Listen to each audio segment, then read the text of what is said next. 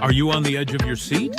Because we're about to sound off with Kevin Williams, covering today's latest trends in location-based entertainment. Brought to you by the LBX Collective, your community to connect, engage, and inspire. All right, everyone, let's buckle up. All right. Well, welcome everybody to Sound Off number 99 with Kevin Williams. This is, man, I'm looking forward to episode 100 post IAPA Expo. It's going to be amazing. Yeah, it's going to be amazing. I hope I find you well, Dan. Yeah, very good, very good. And we're rolling right in the middle of IAPA Expo, so let's dive right into it. How are you going to change my mind this week, Kevin? Well, it's kind of touching on a topic that we've spoken of before, but again, now the competitive socializing element, I am surprised to see how many competitive socializing components or attractions or platforms that there are at IALPA this year. But we've also just previously had the hospitality conference show in Denver, which also gave us some transparency to that. And, from the job of Trendmeister that I have, I've come away with people kind of saying, can we have some more, please? And that more is more entertainment. And this has been a kind of surprise to the hospitality guys that thought all you had to do was create a sports bar, throw in some gamified darts, and hey, we're in the money. When really what's happened is they've created a monster that they're going to have to feed along with their customers. And I'm just wondering what type of compelling content we're going to have to add to competitive socializing to keep it fresh. Yeah, well, I think there's a couple of things here for me. One is you've got these single game or single social competition models, right? So you've got your Flight Club, Electric Shuffle, Putt Shack, et cetera. And the issues around that is one, single attraction. So repeat visitation is always going to be difficult unless you can continue to shake up your gameplay and keep things compelling. But the second major issue is even if they decide to diversify some of their bays or some of their areas, I call them bays. Flight Club is a little bit unique in that they the way that they're laid out is really special. I think actually they have beautiful facilities, and I like how it feels like you're in your own little private space the way they have it laid out. And so they could very easily bring in some new content and some new games, but their name is Flight Club, and so they've built this brand around this very specific, unique, singular thing, and they all have done that. And so this is really one of the big issues. Toka Social is maybe the one that hasn't, and you obviously know that they've Toka meaning touch, right? So the whole concept of that's obviously what they're branded, but they maybe have the most flexible branding, and they've tried to bring in Sandbox VR to fit into their space. And so I don't know. I think I agree with you, but I think it's going to be a hard pivot for them to do that. And there's only so much you can do with immersive augmented darts. I would call them immersive darts. I'll call it augmented darts. There's only so much you can do with that gameplay to make it unique, especially when you're using a real dartboard versus a crazy darts type of system. Again, I apologize for using, many people have commented when I'm doing presentations about the dead photograph, which is showing an entertainment facility with no people in it, which doesn't really project what these places are like when there is 6 people or even 8 people per, let's see, we've got 2 terminal systems set up there. The point that we're trying to make is it would be difficult if you are called Flight Clubs, if you are called Swingers, if you are called 5-iron Golf, to then have a bowling component to it. It would be difficult if you were F1 Arcade and you had a skee ball or an electric shuffle added to it. You have kind of hoisted your flag to the flagpole of a single entertainment offering. And if you're going to pivot, then you're going to have to rebrand. And people like Gravity Max and other venues are in a much better position to do that. There's also the argument about what your audience is expecting to get. If your audience is expecting to do that darts thing with the screens again, that's fantastic. But then when they turn around and say, no, I don't want to do that screen darts thing again, and you have to then re-educate them to say, oh, but we're much more than that now. We have, for argument's sake, shooting. We have, argument's sake, simulators. Then it becomes very difficult. And really, this is, when I'm talking about compelling, I mean it on 3 levels. I mean it compelling as in educating your audience that this is going to be fun and generating repeat visitation, educating your audience with rebranding that this is going to be fun and worth doing again, and then re-educating your staff to be able to impart to people who walk through the threshold and don't understand what's changed to understand what's changed. And that third thing, that last thing anyway, I will say, is the most difficult thing, I think, and the area where people really miss, operators who are going through those transitions really miss the opportunity, which is to make sure that their staff is properly educating the guests as they're coming in about what's new about the experience. And the first and the last experience of your audience is always going to be the most important, and it is always a member of staff. No, don't believe Elon Musk and our friends at 1N. Robots aren't going to be able to interact with your customers as well as real human beings. Totally agree. All right, awesome. Well, coming up after the quick break, we will dive into the economic trends. Intercard is the only cashless system designed, developed, and manufactured all under one roof. They introduced cashless technology to the amusement industry and have been leading the way for over 30 years. Cashless systems from Intercard increase customer spending, guest satisfaction, and boost revenues by up to 30%. Intercard is so proud to be serving the amusement industry, and if you aren't already part of their global family of customers, they hope you will become one soon. Let's go straight into the tech, or really the economy and the tech, because our friends in China have been making some rules about the tech that you can use. Now, let's be very specific here. This news story is specific to facilities in China that's developing service centers and chip operation centers that are receiving government funding. And so the government has said, you've received money from us, you can't use American technology or technology that's linked to countries that we are not supportive of at the moment under the current economic conditions.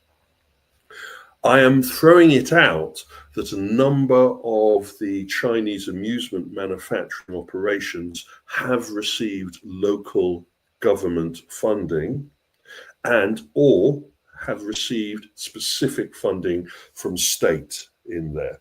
And so if you're building your brand new arcade racing game and you're expecting to put a couple of NVIDIA chips into that racing game, you may find out that they're not able to do that. And that, along with the tariff impacts and all of the other impacts, could hurt the availability of certain products. Yeah, this is a really interesting one. I mean, one for our amusement industry, but I think two, just in the general economy.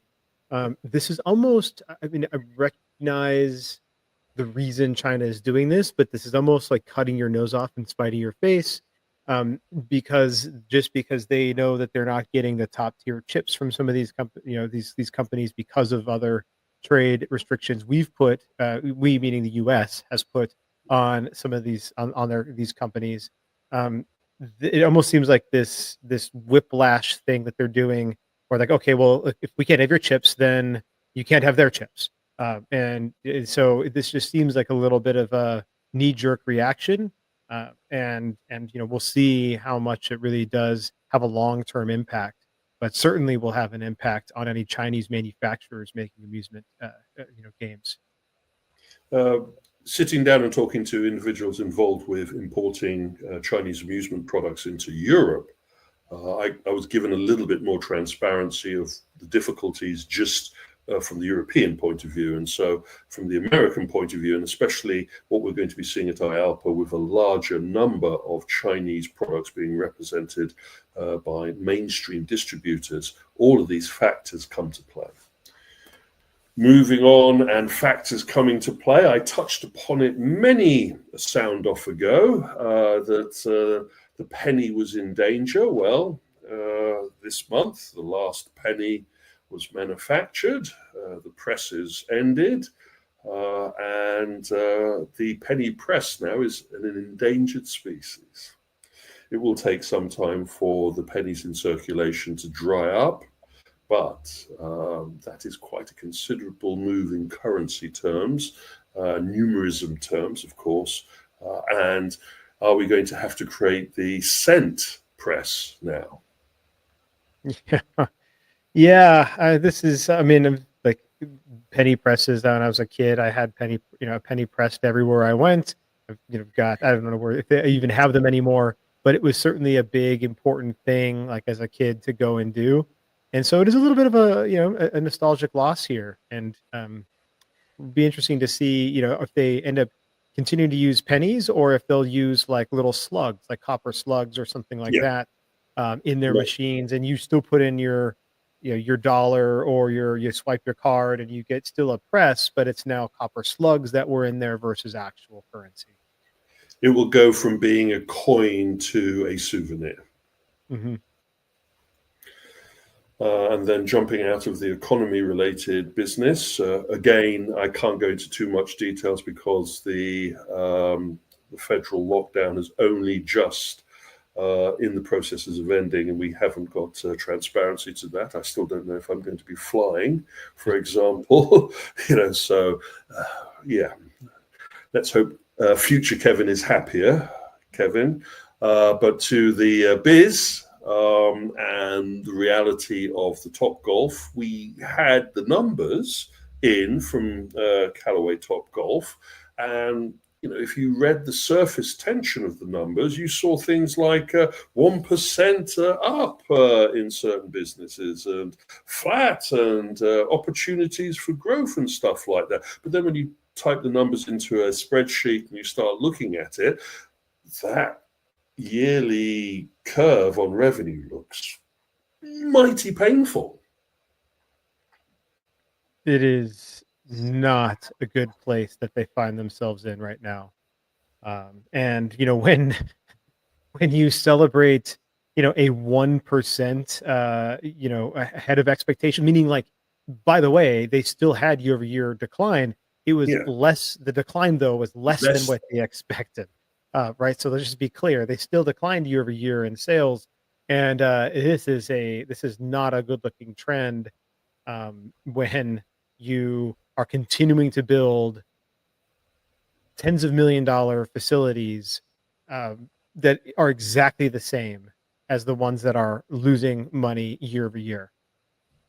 I would find it, a smart accountant would blunt his pencil to make sure that his estimations are wrong, so he can be positive when he has to admit what the final numbers are. But there's only so much. And of course, there's the double impact with Callaway, who now are going to just turn around and say, we need to divest ourselves as soon as possible from this boat anchor.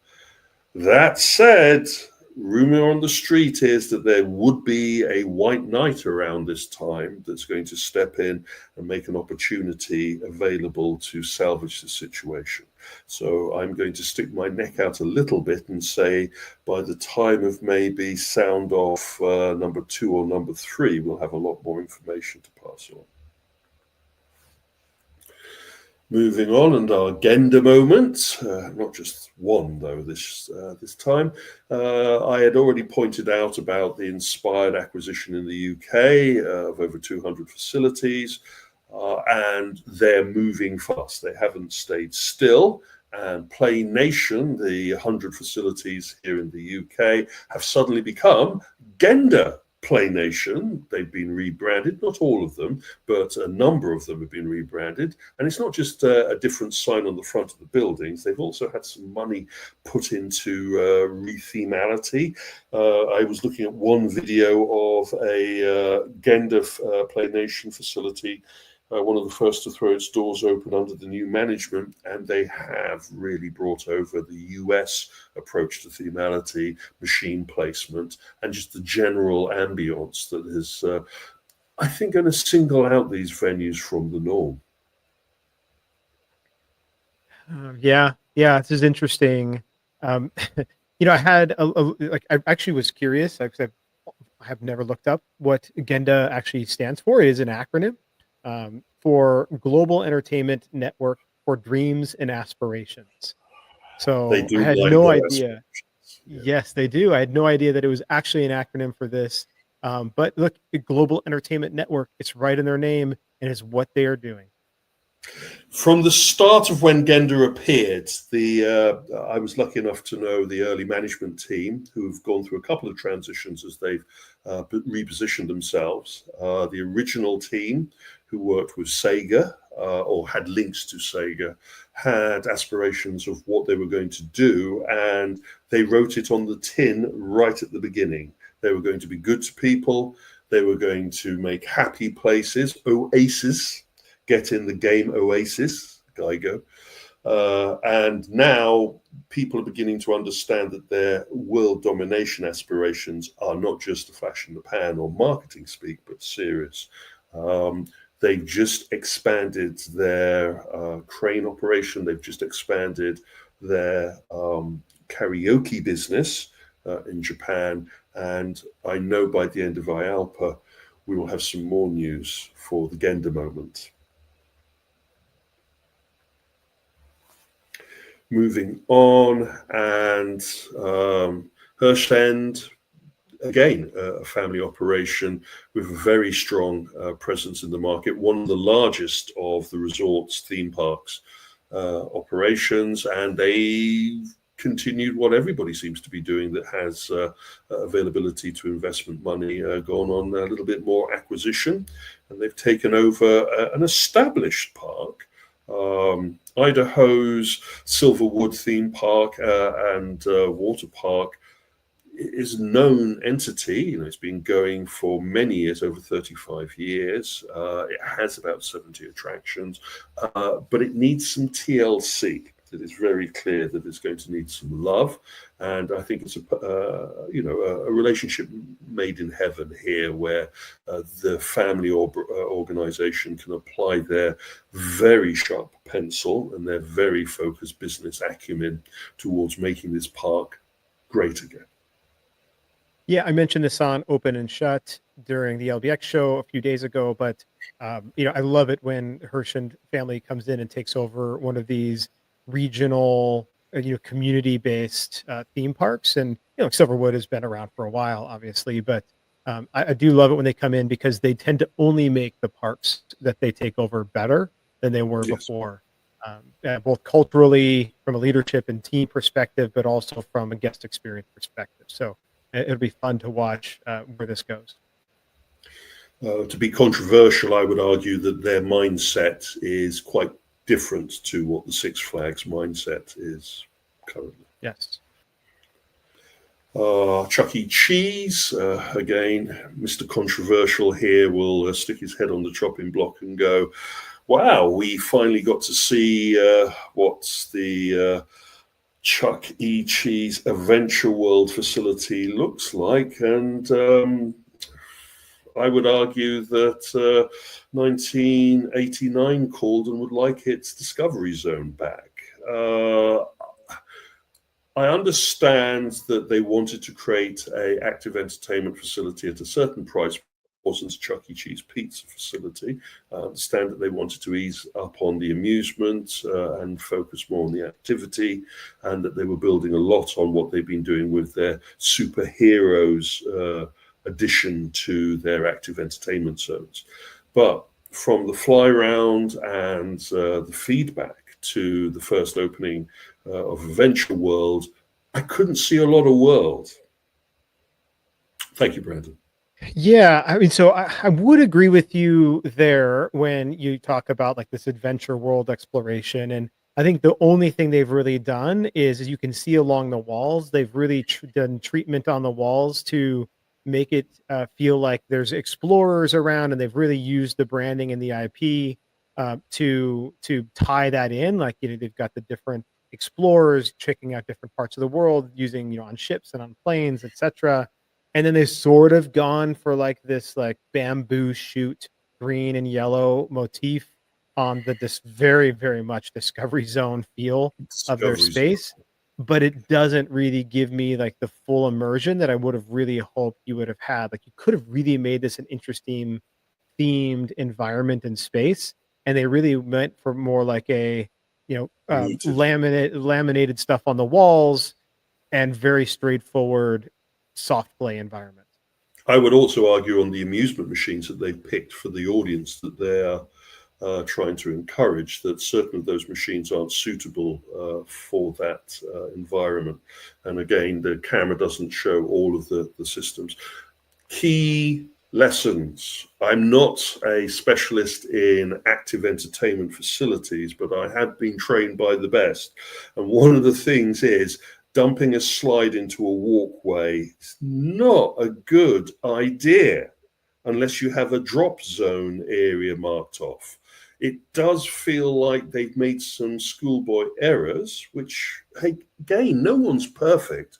Each project is a learning lesson and you build upon that. And I just hope that they're going to build upon this, because we have a number of other adventure worlds currently in development according to the marketing out there. But hey, I wonder how many of the executives remember that in the end, Discovery Zone was brought by Chuck E. Cheese. Interesting. Yeah, which is remarkable to me that is lost on them. That They but were maybe it isn't. there. Maybe there are some who actually knew it, but yeah, it does give the Discovery Zone vibe. So, feel like I'm, back into my my childhood. Nothing wrong with that. One of the aspects that we've talked about in the entertainment social arena is sportstainment. We did a feature on that, and sportainment is being writ large by all those stealth projects that I've been talking about, like Ball R, and what Toca Social has been doing, and all the others. And we've just learned of another project coming out of stealth, Crossbar, and this wants to be a Toca Social with a much better social hospitality mix. They're going into a facility in Manchester, not a million miles away from a project I worked on, had dealings with, so we say. We wish Crossbar a lot of luck with their deployment into this space. But again, it is the fusion of food, the fusion of active entertainment, ball-tracked, player interactive projection screen, game bays, and hoping that this is enough of a compelling entertainment experience for your young target social millennial Gen Z audience. From a UK point of view, this is an interesting concept to go up against Toca Social, though they've decided not to launch in London with their first facilities, but play it safe in Manchester. My comment really is going to be is how many Toca Social light concepts can the competitive socializing market accommodate? Well, look, we were just talking about naming for these types of social venues. And while obviously crossbar is referring to the bar that goes across the top of a football goal, it has the potential, at least, to be cross-referential to other things. And so they, if they find that just the pure football bays is not enough alongside their F&B, then they can at least take their brand, and it's not a far stretch to something else or a mix of other things. Let's hope that they don't have to wait until the water's lapping around their ankles before they make the pivots to include other entertainments. And there are a lot of projection ball tracked entertainments that they could put into their crossbar facilities. Moving on, and we touched upon this in Open and Shut. I'd been alluding quite heavily to the pinstripes situation and how some of the facilities that were going to be closing down may not just close down, but may be salvaged by other facilities. And we learned that the Illinois pinstripes is now being quickly converted into an 810 billiards and bowling facility. Now, there's about 11, if my memory, if our database serves us right, 810 eat, bowl, drink, play facilities. Oh, I don't think that works for me. But anyway, what we're seeing is that they've stripped out the bocce ball and the boutique bowling, and they have gone in and upgraded this facility with proper bowling. I don't mean that they've taken the boutique bowling out and placed in sports bowling. I just mean that they've gone for a platform that suits the 810 model. They've also dropped in some virtual sports. There is a lot more amusement machines, and this will be opened by 2026 summer, though I'm led to believe it will actually open a little earlier than that. And this may not be the only pinstripes that gets the 810 treatment. I hope that's the case for these pinstripe facilities, especially for the employees who are already there. I think that the 810, I mentioned this, previously, but I do think that the 810 mix is better suited for this type of facility than pinstripes was. The pinstripes has massive amount of dining space that now bringing in billiards, bringing some arcade games, some virtual sports, like it's going to chew up a lot of that way too excessive space that pinstripes had built out. And you will now have probably the proper balance between entertainment and full service dining that pinstripes should have done and probably could have survived if they had done. And had we had mentioned multiple times prior to leading up to the time that they filed for BK. You can take a horse to water. The issues are now that from the investor's point of view in the pinstripes and some of the advisories in pinstripes have seen that they really did drop the ball considerably about understanding the hospitality and entertainment. And that kind of leads onto the comment I was making about certain companies now beginning to wonder that it isn't about the food and the booze as much as about the complete package. And maybe entertainment is not 40% of the mix, but maybe 80% of the mix compared to food and booze. But we can touch upon that after. The other big news, of course, this week was the final opening of the doors on Netflix House. The media was allowed in. The first of the customers were allowed in. We now got to see what you get for your payment. We were broken to the concept that it is a free-to-enter facility, but to take part in the various attractions, you have to pay or activate a card membership. We got to see what the Wednesday environment was like. We got to see what the One Punch area was like, the mini golf, the food area, even the virtual reality and the theatre, the cinema component. And we were underwhelmed, personally speaking. I was expecting a lot more. I thought Netflix had learned a lot of lessons from their pop-up facilities that they've been activating over the years.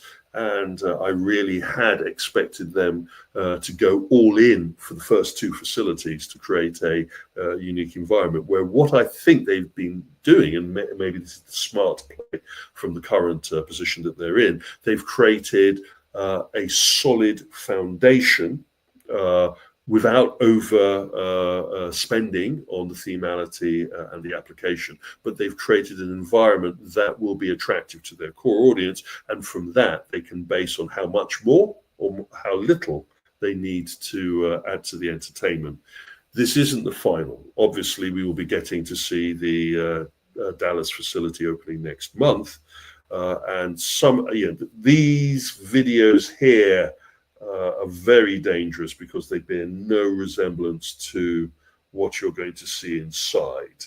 These, those of you who have slept through many of our sound offs will remember that I've been adamant about managing expectations, and I'm just not happy that these trendy videos that they've been, or teasers that they've been rolling, bear no reality to what you're actually going to get. Totally agree with you, which is the intention of bringing it up here on screen. Thank you. If you go and watch, and I should pull up some of those, but watch people who have done their own, TikTok or YouTube walkthroughs with their phones, it definitely does not. I mean, these are very dramatized. Like, there's nobody's throwing blades at you on a wall, right? Like, that's just not happening. Now, I do think there's some really clever, cool elements of things that they have done to pay homage to some of these shows like One Piece and Wednesday. But managing, again, we talk about this a lot, managing guest expectations. When I come in and this isn't the environment that I'm walking into, but it's what I saw on your website, on your homepage above the fold, then it's going to create a mismatch of expectations and going to be a disappointment right out of the gate. And now you have to provide an even better experience through to the finish because I'm already starting behind the starting line. And there was no reason why they couldn't have created this. I have actual pictures there, if you zoom in, of what the facility actually looks like. And the Wednesday experience is not an exact recreation of that teaser, but it's okay. It could have been used. Though I argue that maybe the Netflix boys are more used to a little bit of hyperbole in their marketing promotion rather than exact recreations. Though they're in the bricks and mortar hospitality industry now, and they're going to come across the difficulties that our friends at Sony entered into when they promoted their Wonderverse being the second best thing since sliced bread, and direct recreations and examples of the films, only for people to start complaining about how watered down and limited they were. We can't have this. We can create admirable recreations of immersive entertainment experiences based on media. We do this all the time. If you look at the Minecraft experience, if you look at all of the other experiences based on property, we achieve it, and we achieve it very well. Once we have a permanent facility, especially one that's going to be constantly changing out its attractions like Netflix House, they need to get a grip with the entertainment. Less hype and more focus on the guest engagement. And for me, a fundamental concern that I have is that the mentality of the executive or the C-suite team is correctly placed.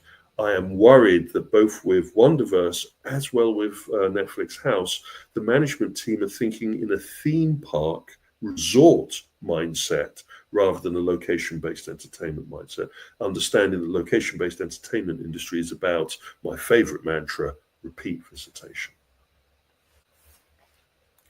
Moving on, and India continues to blossom as a home for location-based entertainments, and our friends at HelloPark, after the success of their phygital immersive entertainment experiences. They have about 50 of them dotted around the globe. They've just signed a major agreement with an Indian-based franchisee who's going to be rolling out a lot more HelloParks and Hello Phygital parks into that diaspora, and I think it's going to be a good fit, especially understanding the level of guest entertainment engagement that HelloParks has achieved with their platform. One of the few of the projection mapped educational and interactive entertainment environments that really does achieve guest engagement, and not a lot of people talk about, which maybe is a benefit for them rather than a hindrance. Yeah, I mean, I think these guys have been doing a good job for a while. Obviously, you don't get to be part of the facility chain if you haven't done some things right, at least along the way.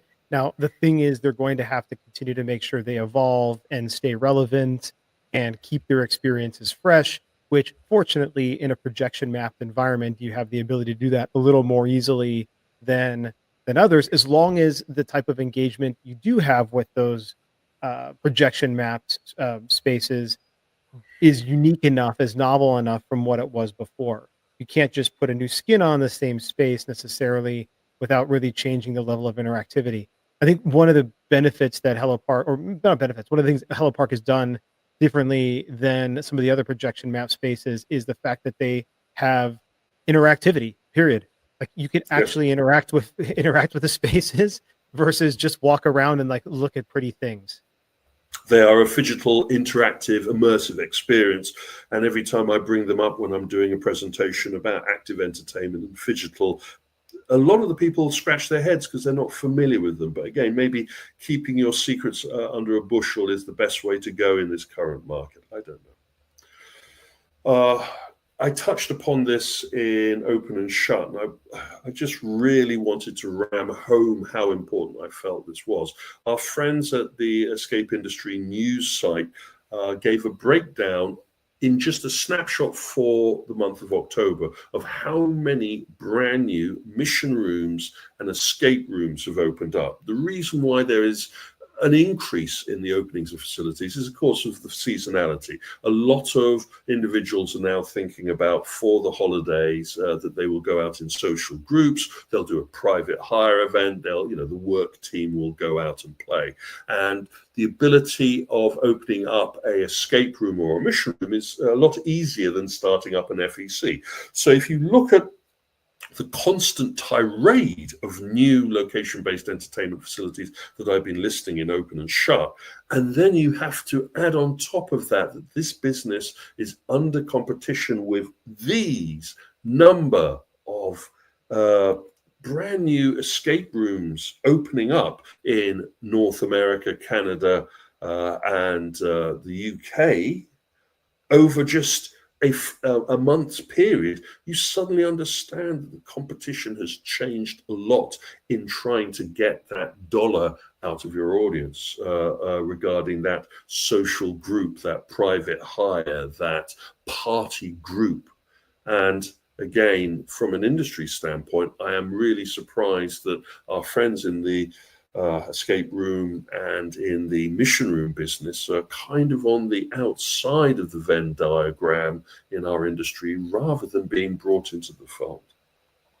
This is one of my biggest frustrations when I was on the Family Entertainment Center committee at IAPA, frankly, which was the fact that they didn't give enough credence to all of the other location-based entertainment activities. Escape rooms were always one of my biggest examples I gave when saying we need to look beyond such a narrow view of what is considered entertainment and also what's considered family entertainment, etc. And I think that they get definitely a short shrift on the attention that they deserve, because they are continually expanding and they've built an incredibly loyal fan base that travels around the world to go to new openings and top escape rooms in the countries that their people live in and then also in the world. And so it's definitely something that should be looked at more closely. Repeat visitation. It's easy you don't have to shout as much in an echo chamber, and I understand why the associations would rather talk to their members and rather than shout outside of the tent, as it were. But again, I feel it's time that some of our executive team extend the hand of freedom and friendship to the escape and mission room industry, because they bring a lot to the table, especially when you're looking at competitive socializing. All of the attributes, staffing skill, and themality that is employed in a competitive socializing venue is already being developed and applied in a escape room or a mission room.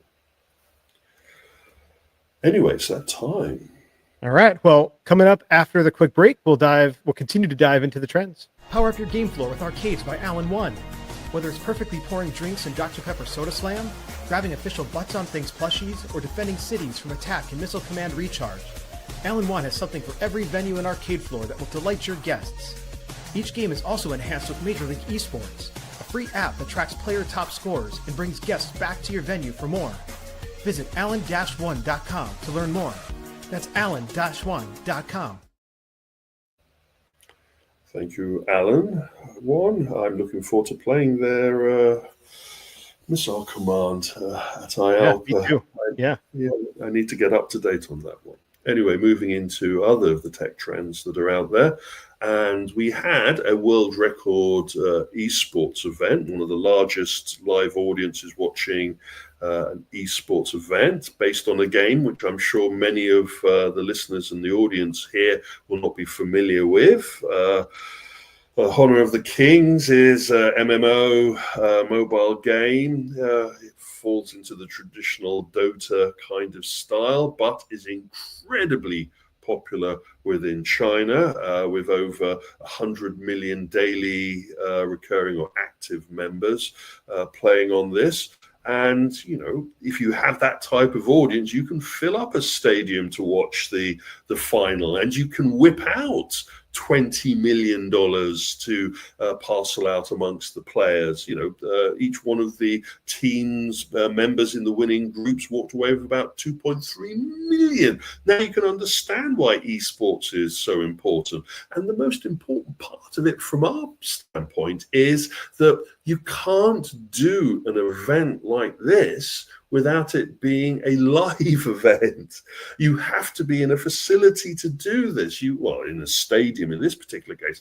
The heats and the league build-ups to the big games were not done in someone sitting in home. They were done at esports venues. And again, we talked about our friends in the escape room industry not being recognized by our industry. I don't think our friends in the esports lounge business are being recognized by our industry. And don't come to me and say, oh, this is China, because then I'll have to take you to Korea. And if you go, oh, it's just Korea and China, then I'll have to take you to Japan. And then if you go, if it's Korea and China, I'll have to take you to America.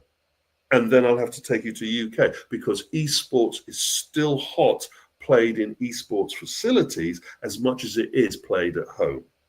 And I think our industry needs to understand that the competitive nature of this kind of live league performance is very profitable. And if you need an example of that, I'll give you Big Buck Hunter and Golden Tee Golf. The one caveat I want to throw out here is don't hear what Kevin is not saying, which is that you should embrace this esports thing and try to put in an esports component into your existing family entertainment facility. So don't hear that's been tried, it hasn't succeeded, and people continue to try it and it doesn't succeed. So that's not what he's saying here. Rather, what he is saying is that we should be embracing, or at least recognizing, that esports facilities and venues are a key component of the location-based entertainment industry. I'm grateful for your translation of my poor explanation. The fundamentals are, we need leagues, tournaments, and competition to generate repeat play. We don't need to parachute esports into our facilities. Moving on, and another championship competition. Our friends at MeLeap with the Hado system. For you that are not familiar, it's an augmented reality see-through system where player versus player, shooting virtual lightning bolts at each other and using virtual shields. It is a very strong competitive game, and the Japanese company behind this has expanded its tournament play away from just its normal tournaments to now including the junior operation. So we're seeing this not just standing still, but now trying to incorporate as much audience as possible. And being able to incorporate a younger audience, you can link this to the STEM and educational kinds of components, because physical activity and students is a big thing internationally. Yeah, I mean, we've talked about these guys and their particular experience, and definitely am not a fan of the way that it's promoted. Very similar to what we were talking about with Netflix, where what you see on the screen is not necessarily the experience that you have when you come in. But look, you have something like this, it makes sense at some level, depending on how many players you have on a regular basis, to build a tournament. and to build, an esports component, aspect of this to drive that repeat visitation. People need to come in to train, teams need to come in to train, and that's going to drive that repeat visitation as well. So, good for them for moving, the needle on the championship element. I would like to see Mealy try and reapproach the amusement sector here in the West, though the agent that they used last time didn't understand either markets, and so caused quite a lot of confusion and wasted a lot of money. I think this could work, but as you said, it'll have to be presented correctly and less of the hyped CGI imagery and more of the reality of the play.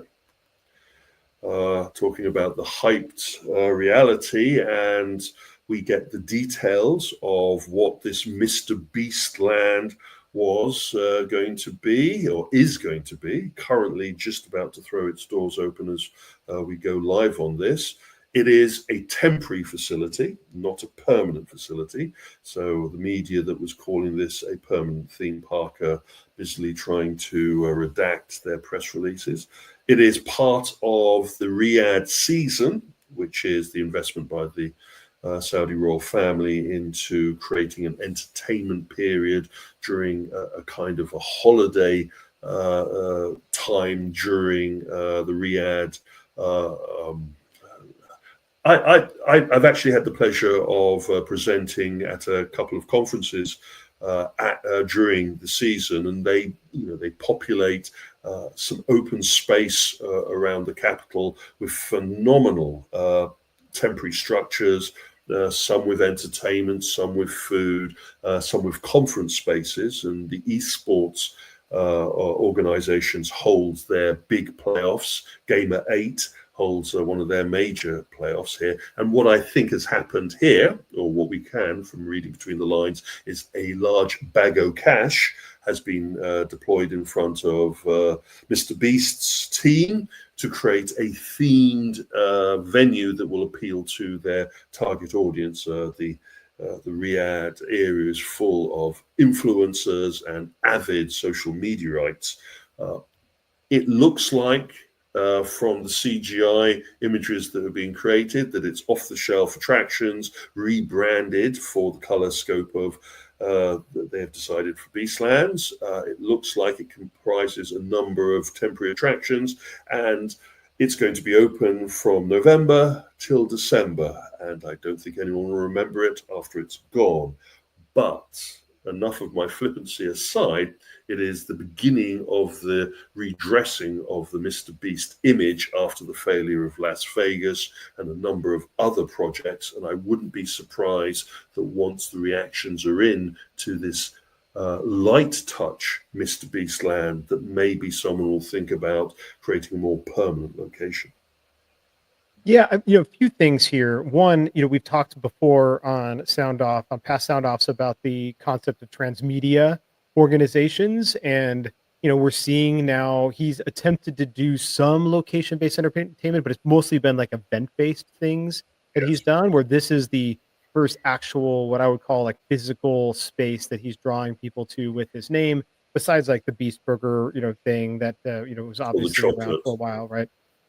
So this is this is a YouTuber who's now moving into transmedia world in the same way that Sony has done and Netflix has done, and others are beginning to do as well. And so it would be unsurprising to see other really popular YouTube stars do the same thing. In fact, we actually on the LBX show just 2 days ago had one of the general manager of Spy Ninjas HQ in Vegas, which is a YouTube channel, and they went and they built a physical ninja course, and family entertainment center. And so, you're already seeing that in a couple of examples.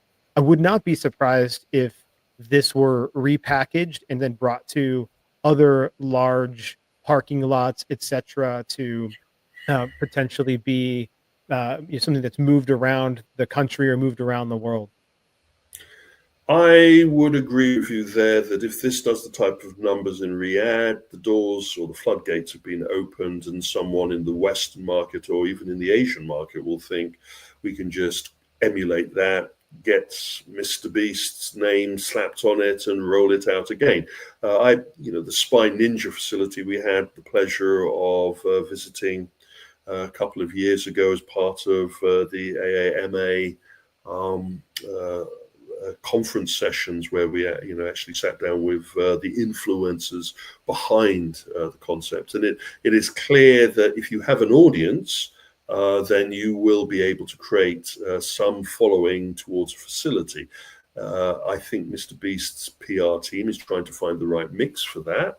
And I'm looking forward to visiting Sound Off Land when we get enough followers to be able to create this. But yes, taking up a parking lot, populating it with reskinned off-the-shelf attractions, and doing this as a short-term, high-gain environment is open to any influencer out there who has an audience. And that's something we in the industry need to be mindful of, because there's the benefits of that, of brand new entertainment opportunities and new audiences, and there are the deficits of that, of if you get it wrong, then you've got another Wonka world on your hands.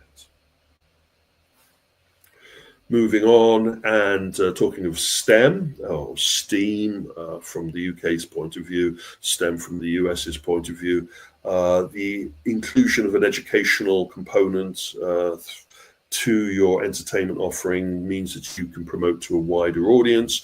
And our friends at Dave & Buster's have added a STEM program for young audience members to their facilities, which they're promoting through their web and their marketing. I've touched a little bit or looked into this a little bit. They're not the target audience that I normally deal with, and my involvements with STEM and STEAM related education programs is usually through governmental investment rather than companies developing their own. But at least it is trying to appeal to a wider demographic and trying to be inclusive rather than exclusive to your audience. So we cannot complain about that. How much of this is a serious investment into the educational field for their audience, or how much of this is a bandwagon, we will have to wait and see.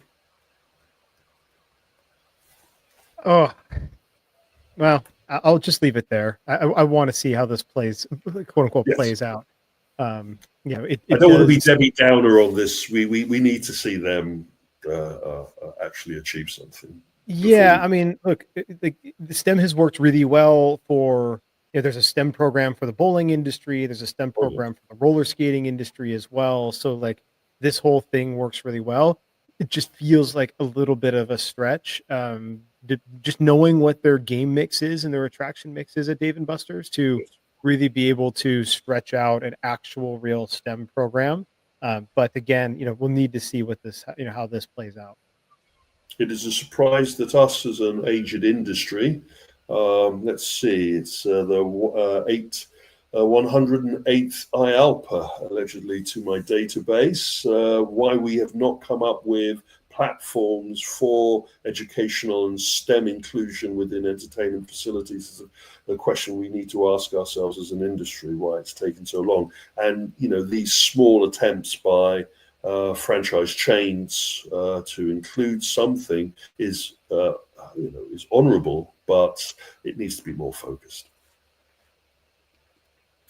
Around the time of this particular sound off going out, and Amusement Expo will have taken place, but the dribs and the drabs of the information about what is being shown at the Japanese Amusement Expo event taking place a couple of days before the big Orlando Bash have finally come to the surface, and our friends at Sega Fave in Japan have confirmed that they're going to be celebrating the UFO catcher platform with a museum and a unique immersive experience. And from the video I've seen of this unique immersive experience, it looks like someone's been playing Velo Arena, and they've created a in-player game experience where the crane grabs you and your virtual representation. It's at least an attempt. I don't know if this particular attraction is going to have a life outside of an exhibition component at the show, In an ideal world, Sega Fave would have a conversation with Valo Motion, and maybe that would be a fantastic license. That's the free consultancy. That's the last free consultancy you're going to be getting from me guys. There's no reason for this to exist independent of a Valo Arena or something else. So I would double down on that recommendation. But what do we know, Brandon? What do we know? I couldn't talk about this last sound off, so those people that typed in the comments, what was I alluding to? I was alluding to this regarding a new augmented reality experience appearing in the market. We were held under embargo the day before we were going live, so that was really annoying. Thanks, guys. But anyway, our friends at Dream Park, as you know, have been rolling out 2 examples of their virtual theme park concept using head-mounted displays and pass-through, so you see the virtual environment around a real world, and you can interact. So you can create a physical or phygital theme park without actually having to build physical elements. The company has rolled out 2 examples of this as test facilities, and now they have announced that they're going to be offering this as theme parks as a service. THPAS. Doesn't roll off the tongue that well, but whenever someone says as a service, I sort of get that cold shiver remembering video games as a service that EA and other console and consumer game manufacturers did. Either way, you will be able, as a facility, if you have some open space, to buy this product or license this product and have it operational in your facility. You will receive the headsets and the software. You'll be able to lay out the boundaries, train your staff, and away you go. I look forward to trying the experience out at IALPA in a couple of days' time. I haven't had the pleasure of trying the latest version of Dream Park. I'm looking forward to seeing what you get for your theme park as a service package, knowing that you're going to have to be paying a license fee for its operation. And I would love to know what the reaction was to their 2 soft openings that they have operated, not the reaction from the staff or the audience, but revenue-wise. I would like to actually have some transparency to that, because if you're going to get me to jump in and dedicate space and staff to theme park as a service, I'd like to know what the return on that service is going to be. Yeah, totally agreed. And look, I think we're both scheduled to go check this out, this week at the expo, and so I am looking forward to trying out the experience for myself. I have a healthy level of skepticism, but also like a healthy dose of like hopeful optimism too, that it's going to be a great experience. I do appreciate that they are trying a new model, right? Like trying to sell this like almost as a quasi franchise, but it really is more like an ongoing monthly license or annual license fee. And it's an interesting business model that if I can drop it into an existing space or my parking lot outside of my FEC for some, for some usage there, if it's not being fully utilized, then maybe this makes a lot of sense for me. This could be the first of the phygital theme parks as a service platforms. And this could be the beginning of laser tag 2.0. So even though I may be the yang to your yin or whatever regarding the positivity, I am a skeptic and a realist when it comes to this industry, because I'm more here about the achievable rather than the hypothetical, where our friends the word hype comes from. And I'm a little concerned with this kind of concept, which is they've received a very small amount of investment from their Dragon's Den rollout and proposal, and now they need to go from the proposal to the reality. And I'm looking forward to actually trying that reality out in Orlando. Moving on, and some names of bounce back from the past. Simtech is a well-known, what I would call media-based simulation attraction company. I've had the pleasure of dealing with them over many moons.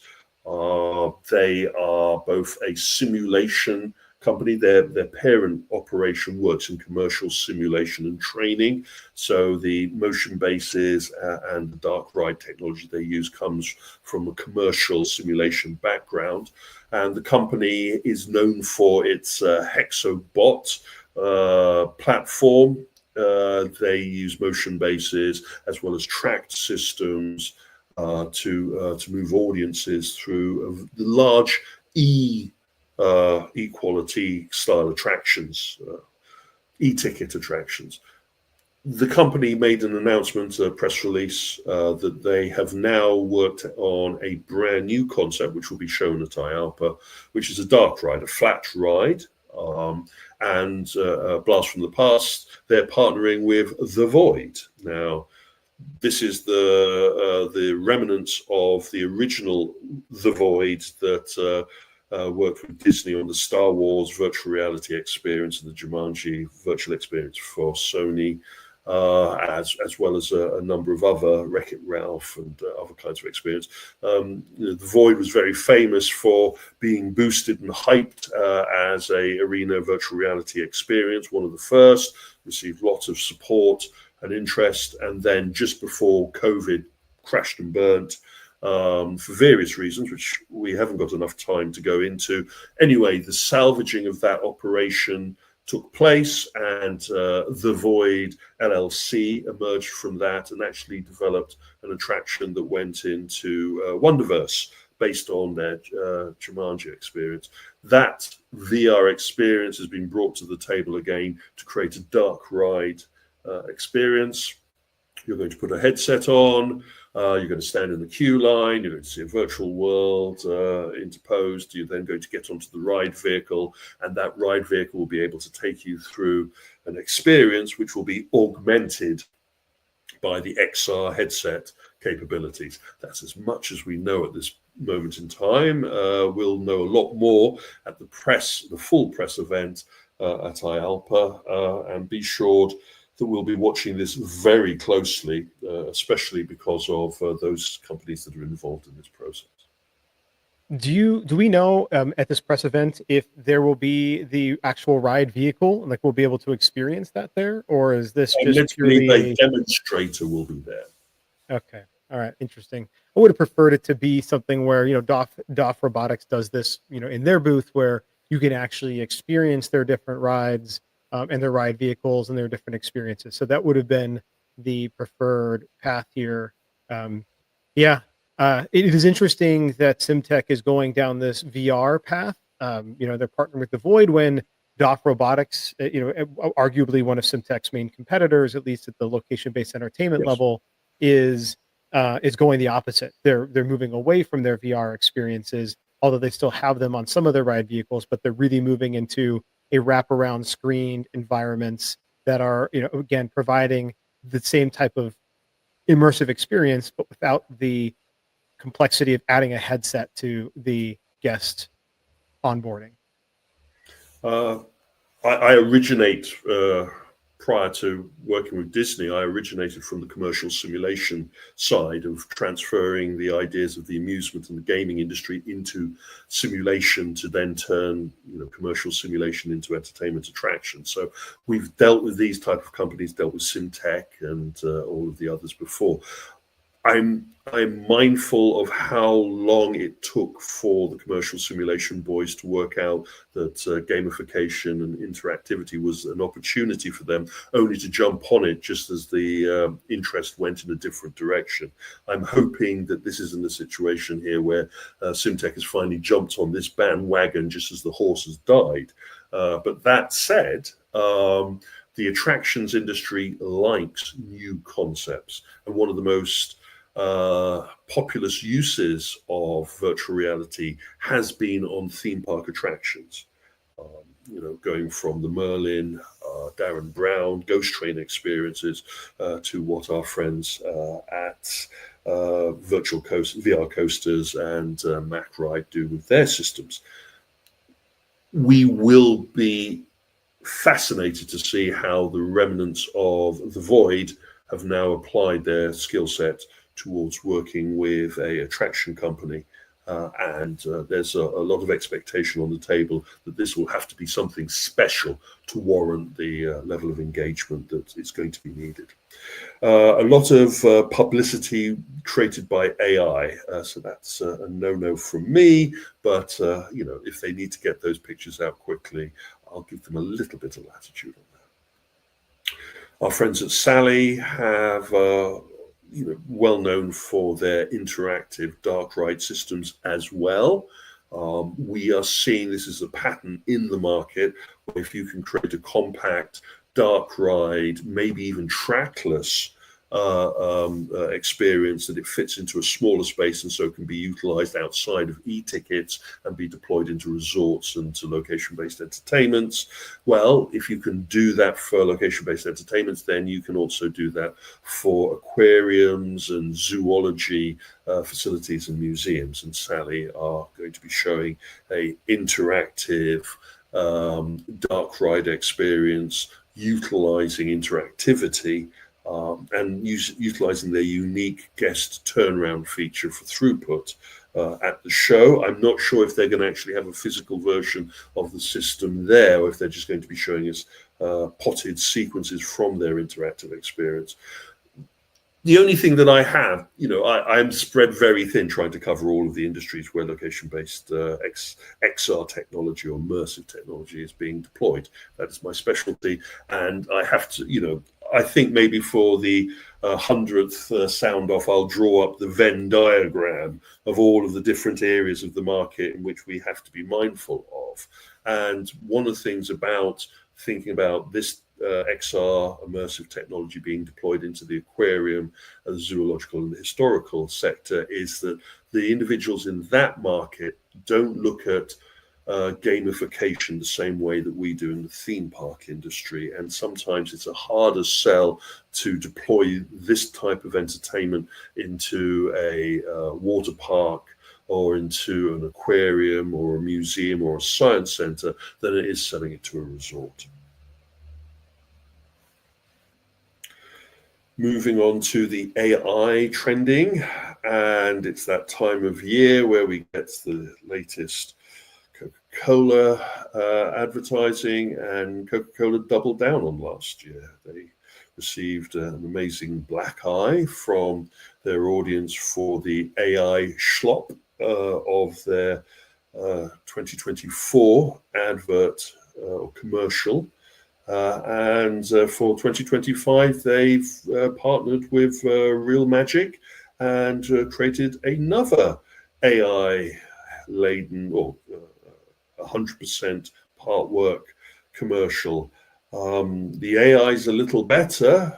The schlop is still schlop, and the backlash is still there. And I think that maybe Coca-Cola is getting the message that maybe the audience doesn't feel comfortable of seeing their honored seasonal commercial tainted by the high level of AI. And there are many videos on YouTube I can point you to that just go through ripping this commercial a brand new one.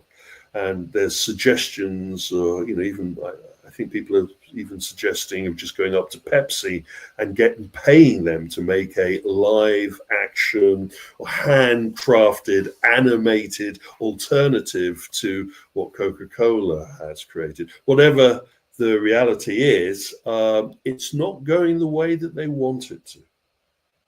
I'm not sure what they wanted really from this, frankly, and it's a little bit mind-boggling. One, because the holiday Coca-Cola commercials have always had so much heart and emotion to them and nostalgia. For decades, they've done such a good job with their holiday commercials, and then to just make this pivot and turn, and then actually to double down on it. Their head of marketing said, hey, we can do with AI in a week what it would normally take us a month to do. I'm like, well, then spend the damn month to do something that you did in a week. Like, you guys have the budget and the money and the time, like, just get out ahead of it. And this just seems like somebody's laying down on the job instead of really thinking through what that narrative should be. I'm seeing a scenario in C-suites in certain corporations of sunk cost fallacy, where they've thrown their arm onto the chopping block and the arm's been cut off, and so they feel that they have to throw the other arm onto the chopping block just to be proven right and not to back down and admit failure. This schlop is not helping the brand. The comment, no such thing as bad publicity, always misses the next part of the statement, which is, as long as you manage it. And they're not managing this, and it's getting out of control. And we're talking about the AI schlop in the Coca-Cola seasonal advert, rather than, wow, wasn't the seasonal advert for Coca-Cola really nice this year? I get the feeling that extra weeks of development time that they've saved may be good time for them to brush up their resumes. Moving on, and I feel very strongly about having my data acquired without payment or knowledge by the AI platforms. I've moaned about this regarding the archive of the Stinger report and all of the other articles that I've written that have ended up being utilized by as training data for large language model systems. Well, our friends at Meta have opted us all in. So if you use Facebook or any of the Meta platforms, you're automatically opted in. The nice thing is, though, that you can opt yourself out. And that link there will send you to information on how you can opt yourself out of having your data used. I'm not suggesting you do that. I'm just giving you information that there is an option other than taking it. But hey, I leave it all for you. It's not that complicated, but again, it is important that you keep a record that you opted yourself out, because if you ever find that your data is being used without your permission, then I'm sure Mark Zuckerberg's got some money that he'd love to give you. Anyway, that's enough of it from me. Please utilize our LinkedIn if you'd like to share information, or our email. Please catch up with the latest of the Stinger reports, as well as the entertainment social arenas that have gone out. And if you have any information you'd like to pass on, or if you'd like to point out how wrong I am about my opinions, please don't hesitate. Did I cover everything, Brandon?